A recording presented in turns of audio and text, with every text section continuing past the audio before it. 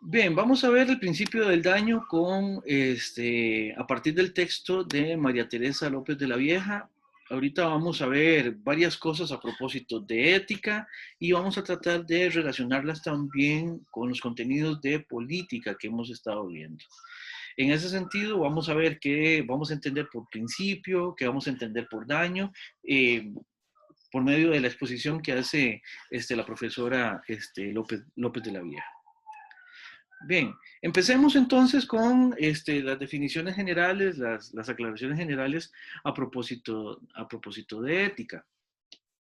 Eh, la palabra ética en general viene de dos palabras griegas. La palabra ética, su etimología es griega, ¿verdad? Vienen de dos palabras griegas, ustedes las ven acá, son distintas entre ellas en la primera letra, como podrán notar, ¿verdad? La única distinción, digamos, es que una de ellas, esta letra es un poco más larga que la otra. Esta es más corta, ¿verdad? Pero ambas se traducen o se pasan, digamos, a la grafía del castellano como ethos, así como está aquí, ethos. Y tienen que ver con dos acepciones que son relacionadas, pero tienen alguna diferencia. En la primera, tiene que ver el ethos como una morada, lugar habitual. Vean que en este sentido se relaciona con, con un entorno general que vamos a entenderlo como un condicionador de posibilidades. ¿Se acuerdan? Al puro inicio, cuando vimos nociones generales, cuando empezamos el curso en vinculación con el tema político, habíamos visto que nosotros, los seres humanos, respondemos a condiciones de posibilidad. Bueno, esas condiciones de posibilidad, una manera de verla sería este ethos como ese lugar habitual en el que nosotros estamos, ¿verdad? Eh, por eso es que esa habituación, esa habitualidad, podríamos decirlo de alguna manera, nos permite distinguirnos, digamos, es muy fácil, qué sé yo, saber cuando uno está en presencia de personas que vienen de un entorno muy distinto al de uno. Por ejemplo, cuando estamos relacionándonos con extranjeros o cuando nosotros mismos somos extranjeros en otro lugar o extraños en otro lugar, ¿verdad? Eso de alguna manera genera una clara distinción precisamente porque las condiciones que nos hacen posibles son diferentes, son diferenciables y eso tiene consecuencias también en la manera en que nosotros actuamos, ¿verdad? Entonces, la ética en general tiene que ver también con estas acciones, con el hacer de la gente. Eso lo vamos a ver ahorita. Y por eso es que ética y política van tan de la mano. Si se acuerdan, definíamos política o tratábamos de ver política en principio como esa manera en que los seres humanos dentro del grupo social organiza las acciones o organiza el mismo grupo, ¿verdad? Por eso, entre política, entendida como esa relacionabilidad en lo social, se acerca mucho también a la ética, o podemos decirlo de otra manera también. La ética también puede evidenciar maneras en que esas relaciones políticas se llevan a cabo de manera particular o maneras en que esas acciones de la política se problematizan solamente por decir algo, ¿verdad? Hay maneras de distinguir ética de política, tampoco es que son exactamente lo mismo, pero partimos del hecho y los intereses del curso y dispositivos, digamos, con lo que estamos trayendo esta colación, lo que nos indican es que en general hay alguna continuidad entre ética y política. Bien, habiendo dicho esto, tendríamos que decir también que este, por eso es que la ética tiene que ver con esos usos, costumbres, caracteres, sentimientos, maneras de ser, etcétera, etcétera. Espero que esto se vaya entendiendo más o menos para, para lo que queremos ver.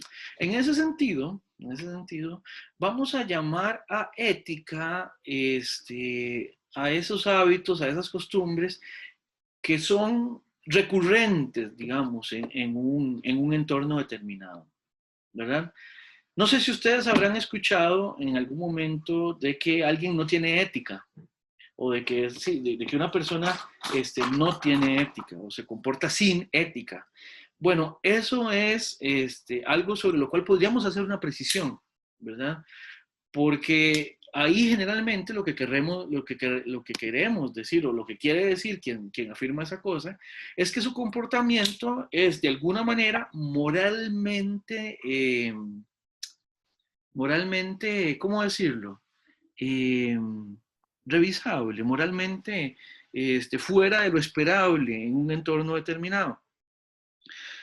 Les digo esto porque, propiamente hablando, los seres humanos, en tanto que todos somos, estamos dentro de una red de relaciones sociales, de una red de relaciones humanas, y por lo tanto, en tanto que esta red de relaciones humanas condiciona nuestros comportamientos y en tanto que nosotros necesitamos actuar en sociedad, los seres humanos siempre vamos a recurrir de alguna manera a un entorno ético que puede explicar o que puede describir nuestras acciones o las acciones de cualquiera.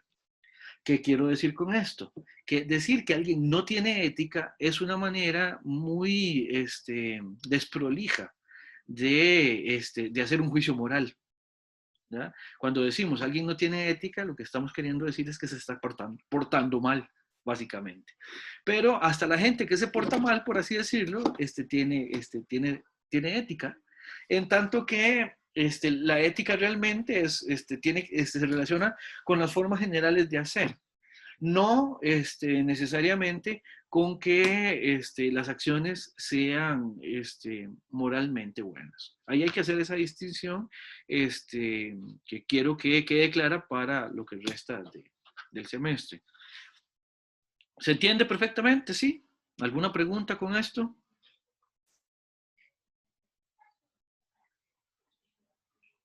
Sí, profe, sí se entiende. No tengo ninguna duda. Perfecto, muy bien. No, Perdón, gracias a usted. Así, adelante. este, tengo entendido, creo que yo había escuchado una vez, creo que era un podcast, que por ejemplo, corríjame si me equivoco, creo que era Aristóteles el que decía que parte de lo que es vivir, ¿verdad? Una buena vida era a través de la virtud o el hombre virtuoso, Sí. ¿verdad? Que eso pareciera ser como algo ya más interno, algo que ya se trae, ¿verdad? Pero también yo a veces veo que, según esta definición, pareciera ser que la ética es como muy variable o muy modificable. Sí. Entonces, a veces es como pensar el que si en verdad habrá como algún tipo de ética ya como intrínseca o que no cambia, o es prácticamente un constante cambio. Buena pregunta en ese sentido. Vamos a ver, Steve. Lo que tendríamos que decir es lo siguiente. La primera cosa, ya que usted menciona a Aristóteles, precisamente esta distinción entre ethos y ethos es de Aristóteles. Esto está en la Ética de Nicómaco. Cuando de hecho Aristóteles, vieran lo difícil que es traducir ese pasaje, porque en ese momento Aristóteles lo que dice es algo así como que, y oigan como lo raro que sonaría, el ethos viene del ethos.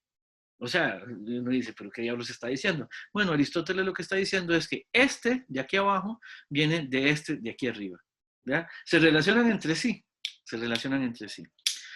Ahora, en relación con la doctrina de la virtud en Aristóteles, sí, efectivamente, vean que no está vamos a ver, está en continuidad con esto que estamos diciendo.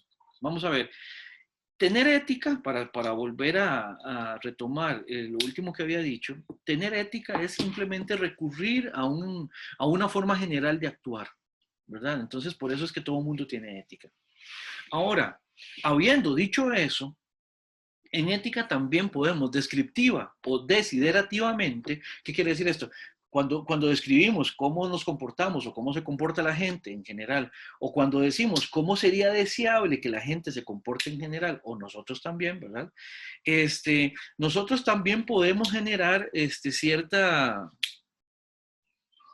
dirección, digamos, sobre la cual querríamos encauzar esa explicación general. En Aristóteles, la teoría de la virtud es esa parte desiderativa, digamos, donde la mejor vida es la vida que está dedicada a ese crecimiento que en Aristóteles se llama ser virtuoso, yo diría también ser virtuosa. Aristóteles no lo menciona así, pero por razones culturales, digamos, patriarcales. Ahora, el problema de la virtud es precisamente un problema posible en la ética.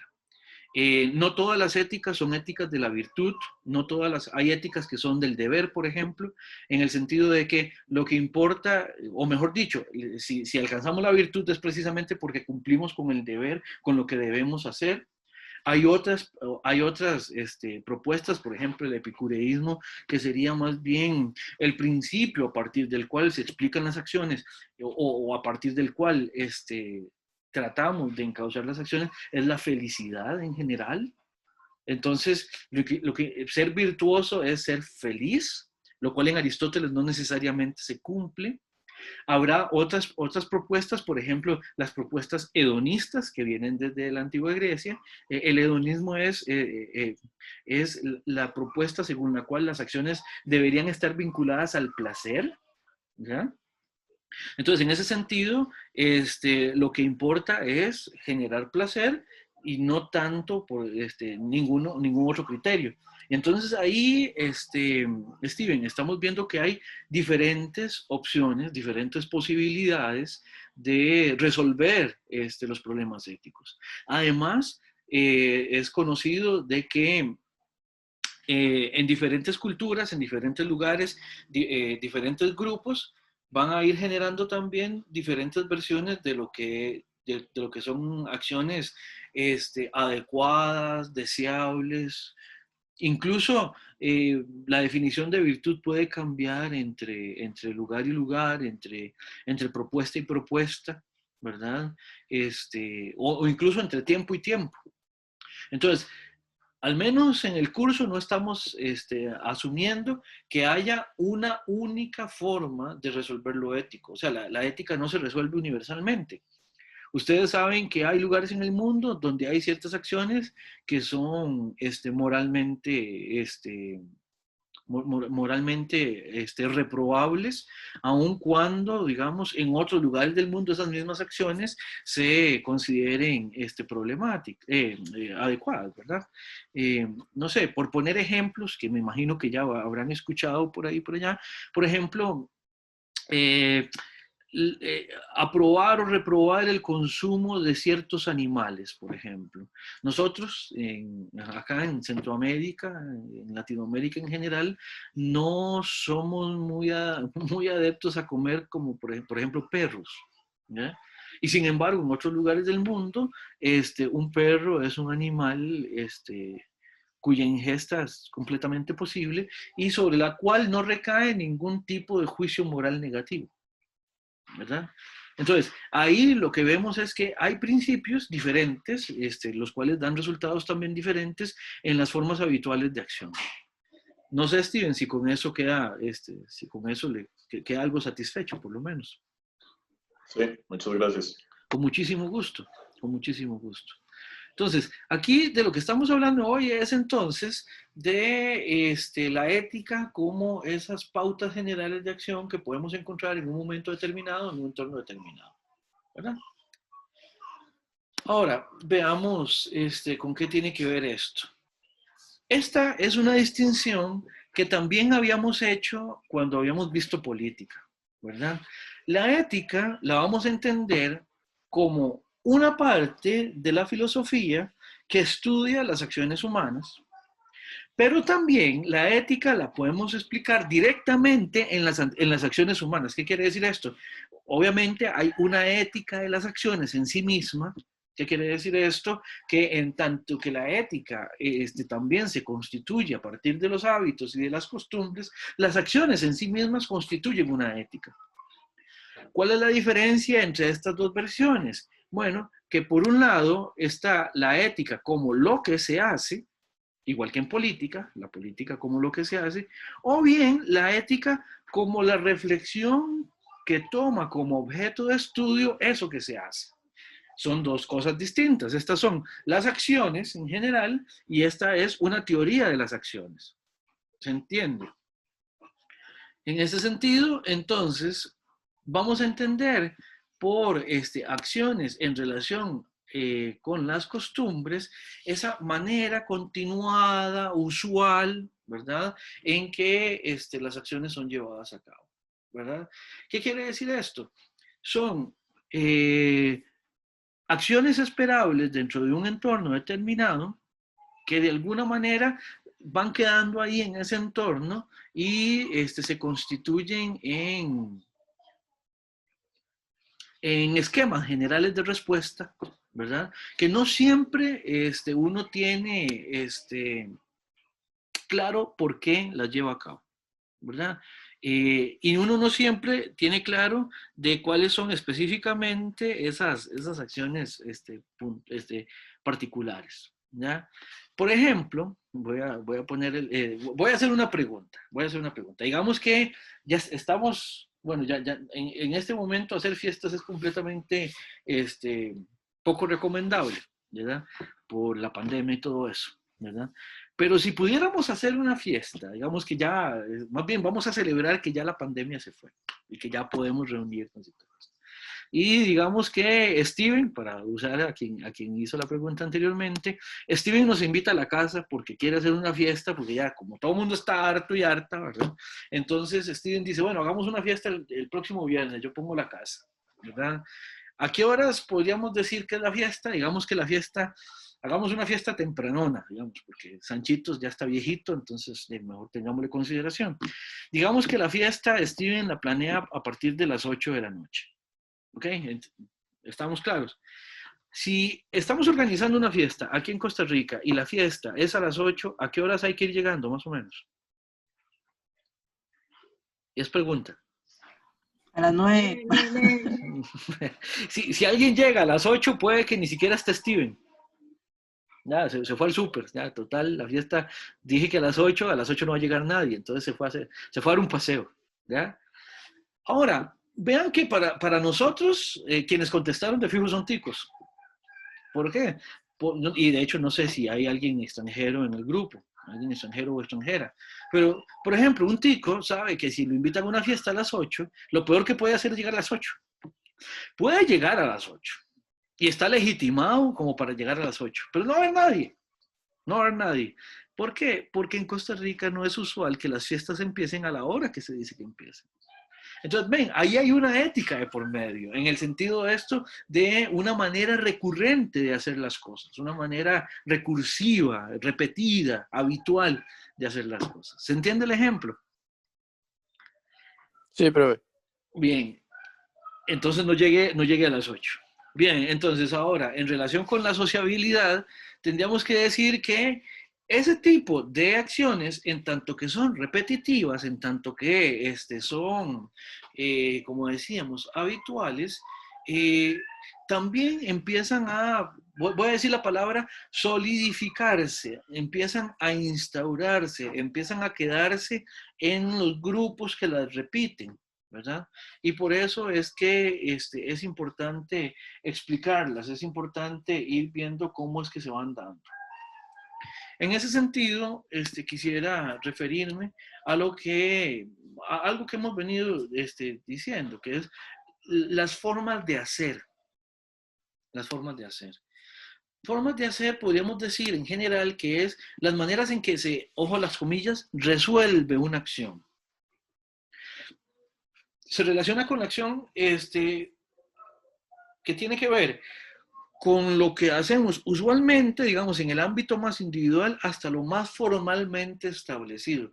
O sea, formas de hacer tiene que ver desde con cómo saludamos al pulpero, si es que lo saludamos cuando llegamos a la pulpería, Las formas de hacer tienen que ver con cómo respetamos, no sé, el espacio de los demás en nuestra casa, digamos, en ese espacio completamente íntimo, ¿verdad? Donde no entran otros, digamos. Hasta también, formas de hacer también tiene que ver bueno, aquí puse lo formalmente establecido, digamos, con los criterios ya que están más o menos establecidos en el grupo social, ¿no? Por ejemplo, cómo nos comportamos cuando estamos en un determinado entorno, ¿verdad? Uno no se comporta de la misma manera cuando está, digamos, viendo tele en su casa, que eso responde a formas de hacer. Uno no se comporta de la misma manera ahí que, por ejemplo, si uno tuviera que, cuando uno asiste a una cita médica, o cuando uno asiste a una cita de trabajo, o cuando uno asiste, qué sé yo, a una clase presencial, ¿verdad? Entonces, formas de hacer tiene que ver básicamente en cómo se hace algo, cómo se hace, ¿verdad? Como les decía, se relaciona desde lo más habitual para nosotros, desde lo más rudimentario, desde lo más individual, hasta lo más establecido. O sea, tiene que ver tanto con los usos que hemos venido diciendo, hasta con lo más institucional, ¿verdad? En este sentido, quiero decir un par de cosas a propósito de lo institucional, ¿verdad? Institución, ¿qué es una institución? Creo que había gente de antropología y de ciencias políticas en el grupo, ¿verdad? Entonces, tal vez ya han pasado por esas definiciones. ¿Qué es una institución? ¿Alguien se anima?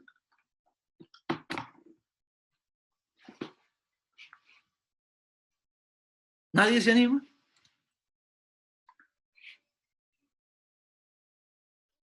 Buenos días. Hola, hola. Profe, tal vez una institución es un ente que impone una autoridad sobre los demás.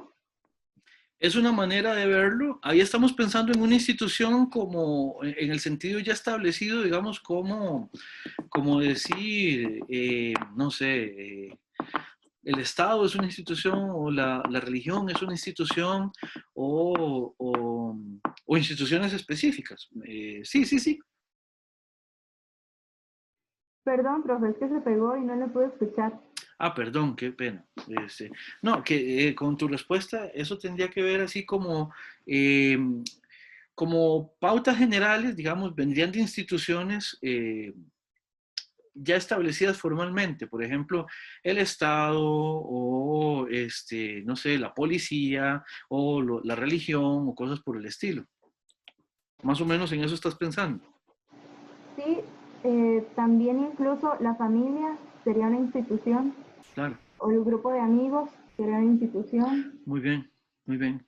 Claro. Y vean cómo las instituciones en ese sentido, como calzan con esta noción de formas generales de hacer, ¿verdad? ¿Qué quiere decir esto? En sociedad nosotros tenemos que responder a nuestras necesidades, resolverlas, ¿verdad? Y para resolverlas, nosotros lo que hacemos es que generamos respuestas, generamos algún tipo de solución para poder solventarlas, ¿verdad? Esas respuestas se institucionalizan. Por ejemplo,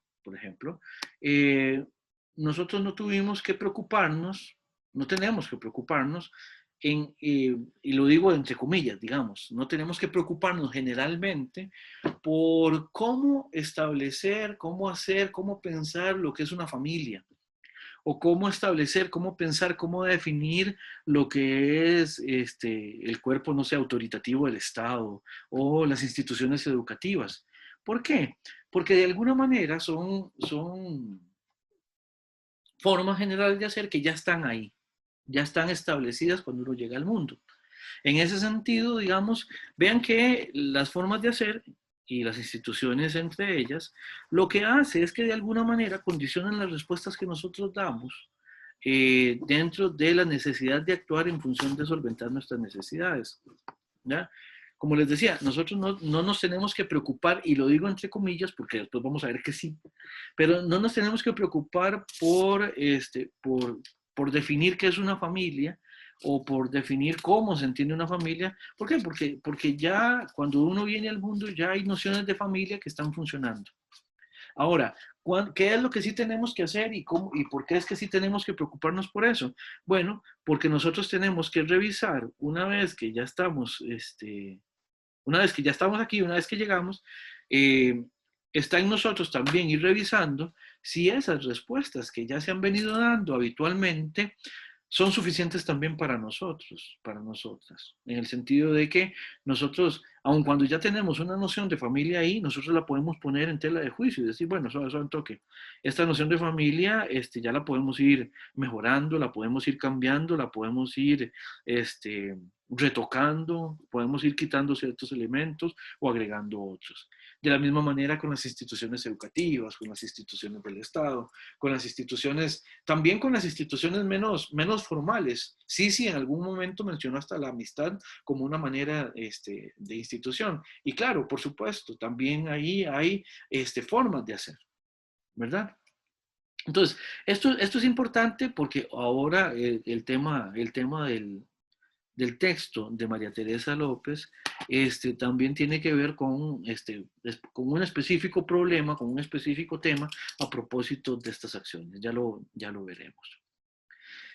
Aquí es importante establecer en esta distinción que estábamos haciendo entre ética como hacer y ética como la reflexión filosófica, hacer también una distinción entonces entre teoría y praxis. Teoría como una explicación general sobre algo, teoría como un modelo simbólico mediante el cual generamos una explicación, le damos un lugar también en la explicación a las cosas, le damos también un lugar explicativo a las cosas, enfrentado a la praxis en relación con las acciones. O sea, es importante en esta parte del curso, en esta preocupación que tenemos en el curso en este momento, es importante ubicar, digamos, tanto explicativamente como en las acciones, lo que estamos revisando de las acciones humanas, de lo que acontece y de lo que hacemos acontecer nosotros y nosotras. Bien, habiendo dicho esto, quisiera saber si hay alguna pregunta o algún comentario, alguna duda. Esto es como una especie de marco general para pasar directamente y ahora sí al contenido del texto de López de la Vieja. Profe, una pregunta. Adelante, por favor. ¿Cuál era la diferencia entre teoría y praxis? Bueno, ¿qué era praxis más que todo? Praxis es acción. Praxis es una palabra griega que literalmente significa acción. Entonces, la teoría es, por así decirlo, la explicación, la parte explicativa, la parte reflexiva, ¿verdad? Y la praxis es básicamente lo que se hace, independientemente de si en ella incluimos o no algún nivel de reflexión, ¿verdad? Por ejemplo, no es lo mismo ser una persona honrada, ¿verdad?, que explicar en qué consiste ser una persona honrada. Son dos cosas distintas. Sí, mejor, Andrea. Sí. Muchas gracias. Perfecto. ¿Alguna otra pregunta o comentario? Ok, bien. Veamos entonces ahora sí los contenidos del texto. De manera general, María Teresa López de la Vieja va a incluir dos tipos de explicaciones en la reflexión que hace en este texto. Uno de ellos es el utilitarismo entendido en los términos de John Stuart Mill, y aquí el maldito corrector, perdón, el corrector me quitó una L, ahorita lo corrijo. John Stuart Mill fue un autor inglés que propuso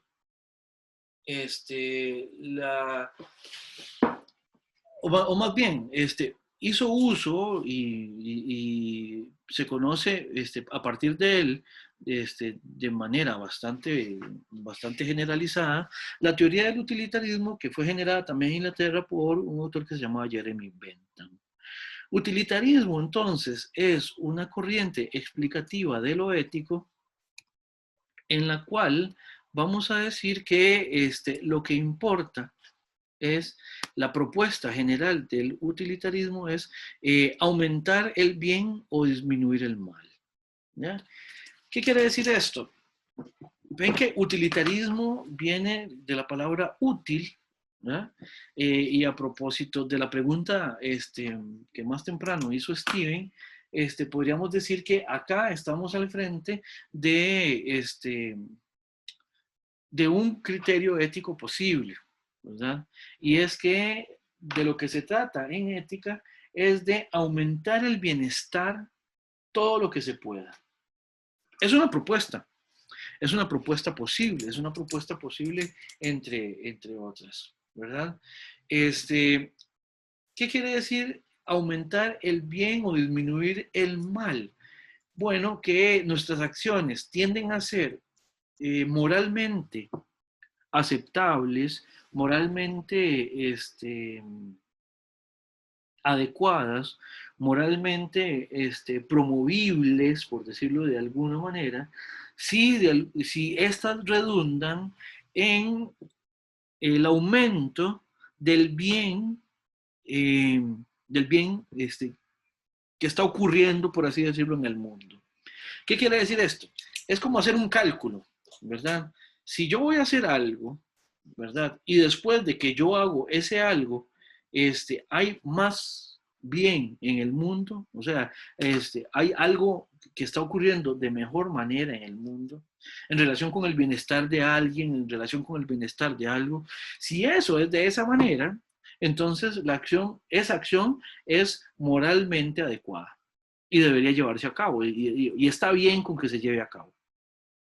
O contensivamente también, si yo voy a hacer algo y después de que hago ese algo, todo está peor, ¿verdad? Entonces esa acción moral no puede llevarse a cabo, o no debería llevarse a cabo.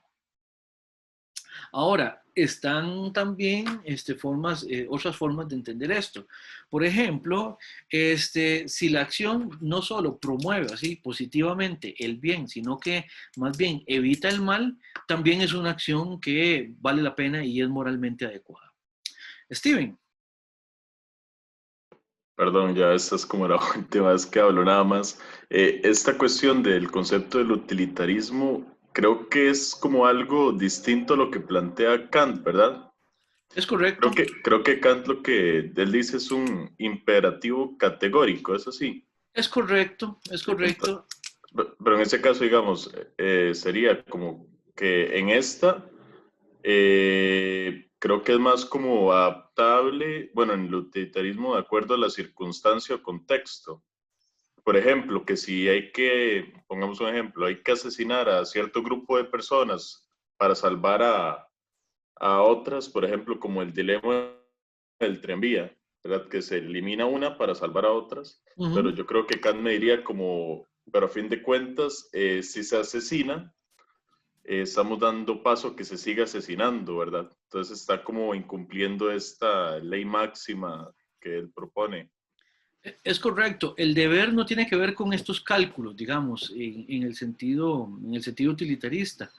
¿Por qué? Porque, vamos a ver, Kant, de hecho, el utilitarismo, de hecho, John Stuart Mill critica directamente a Kant, porque dice, es que Kant lo que quiere es cumplir el deber a ultranza sin considerar absolutamente ninguna otra circunstancia. Pero de lo que se trata no es de cumplir un deber por el deber mismo, sino de hacer que las cosas estén mejor. Ahora, vos acabas de generar, o más bien de mencionar un ejemplo que es bastante, es muy interesante de trabajar, digamos, que es una situación límite, ¿verdad? A donde, por ejemplo, ¿qué pasa si efectivamente habría que sacrificar a una persona para un bienestar mayor? No sé, Siempre que terminamos hablando de esto, se me ocurre pensar en, bueno, no sé, de repente ustedes están muy jóvenes o de repente a alguno le gusta. No sé si alguna vez vieron las películas viejas de Star Trek, ¿ya? En la segunda película, el señor Spock, un vulcano, me imagino que sí lo conocen por las nuevas, digamos, por las últimas películas, tal vez las habrán visto. El señor Spock es un vulcano, o es por lo menos mitad vulcano, y eso hace que la raza vulcana, o el grupo vulcano, operan, siempre piensan lógicamente, muy lógicamente. En la segunda, hacia el final de la segunda película, el generador de la nave espacial está dañado y ellos, para poder escapar de una situación, necesitan que ese generador esté bien, esté reparado. El problema es que por como está dañado, repararlo implicaría tener que exponerse a la radiación, porque ahí lo que están pensando es que estas naves se mueven con energía atómica, con reactores atómicos. Entonces, y una gente se va, ¿verdad? Entre ellos el señor Spock, para arreglarlo, sabiendo que básicamente van a quedar tan contaminados que sacrifican sus vidas, ¿verdad? Y el señor Spock lo que hace es que, noquea a sus compañeros, básicamente, ¿verdad? Los deja fuera de combate, ¿verdad? Para ir él solito a arreglar el reactor, lo cual hace, y se ve así en la cámara donde él está, y una vez que ya se mejoró el reactor, cuando se despierta su mejor amigo y todo esto le dice que por qué hizo eso, y el señor Spock lo que le dice es que lo que valía la pena era, vale más la supervivencia de muchos que la supervivencia de uno mismo, digamos. En ese sentido, él pone el interés general por encima del suyo, sabiendo que poniendo el interés general por encima del suyo, se genera un mayor bienestar. En ese sentido, el señor Spock es completamente lógico y completamente adecuado, digamos, al utilitarismo, en este caso, ¿verdad? Ese sacrificio, digamos, sería bien visto por un utilitarista. Precisamente, ¿por qué? Porque el balance general al final es mejor. En cambio, para terminar de responderle a Steven, en las éticas del deber, la acción adecuada moralmente, en principio, debe llevarse a cabo independientemente de cuáles malestares traiga. Qué sé yo, a veces pasa que por cumplir con un deber, alguien sabe, uno puede perjudicarse a sí mismo o puede perjudicar a alguien más.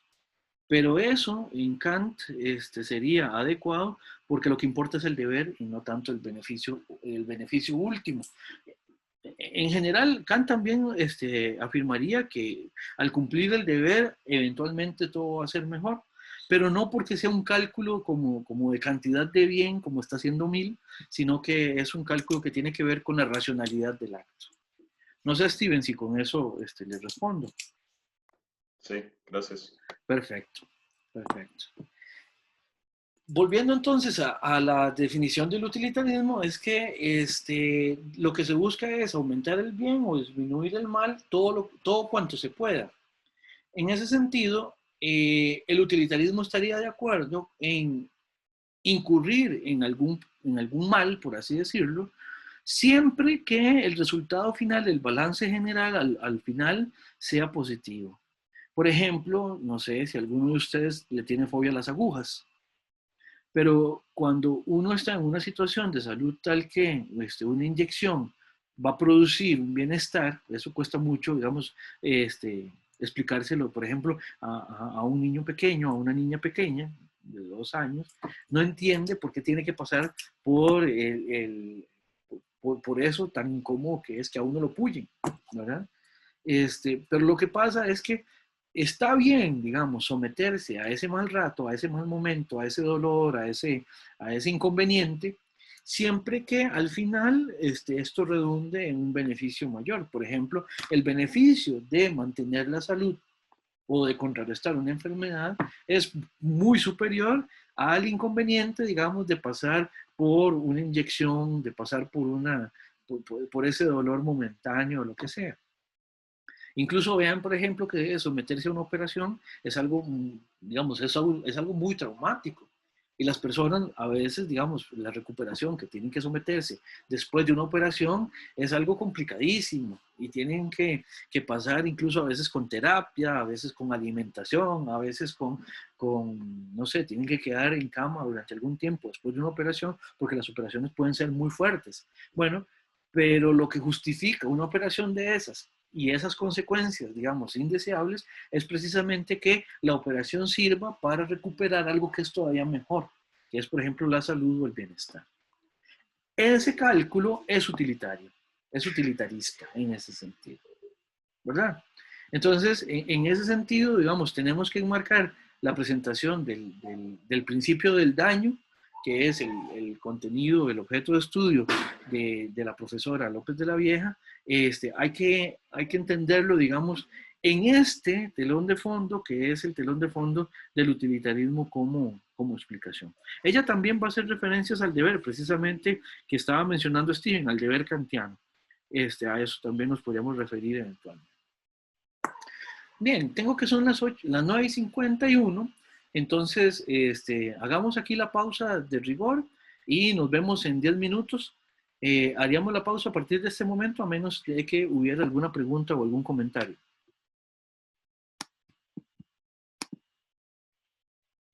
Bien, entonces nos vemos en 10 minutos.